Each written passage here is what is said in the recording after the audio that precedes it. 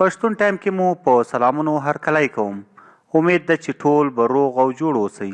دوستانو زموږ په ټولنه کې چې څوک غواړي خپلوي او یا هم واده وکړي نو ظاهري ښکلا او مالداري ته ډیر ارزښت ورکول کیږي او د دینداري شرافت او اخلاقو په څیر ښه ځانګړتیاوې له نظره غورځول کیږي او بیا وروسته همدا لامل وشي چې په ګډ ژوند کې یې ستونزې واقع شي او د طلاق کچه ورځ تر بلې زیاتیږي.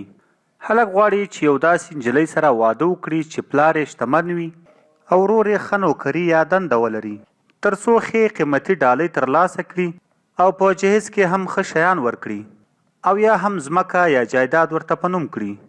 خو رسول الله صلی الله علیه وسلم فرمایي دنیا سره مینه مه کوئ، د الله تعالی محبوب جوړ شئ. د خلکو د دنیا د مال او اسبابو څخه بې نیازه شئ خو خلکو ته به ګران شئ.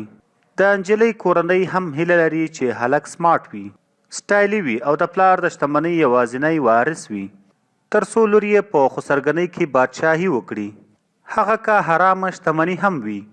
خو داسې نه وي پکار، بلکې هغه طریقه باید غوره شي چې اسلامي شریعت او رسول الله صلی الله علیه وسلم پرې لارښوونه کړې وي. یوه ښه رشته او یا هم خپلوي هغه وي چې الله تعالی او د هغه رسول ښه ګڼلی وي. نو که څوک دینداره وي او اړینې غوښتنې پوره کولی شي نو باید چې رد نه شي او خپلوي ورسره وکړی شي.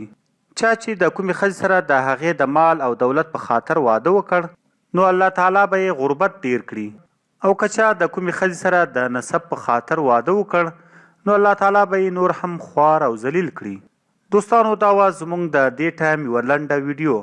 امید ده چې ویډیو به مو خوښه شوې وي. که مو خوښه شوې وي نو لایک یې کړئ، شیر یې کړئ او د نورو داسې تازه او معلوماتي ویډیوګانو دپاره پښتون ټایم یوټیوب چینل همدا اوس سبسکرایب کړئ.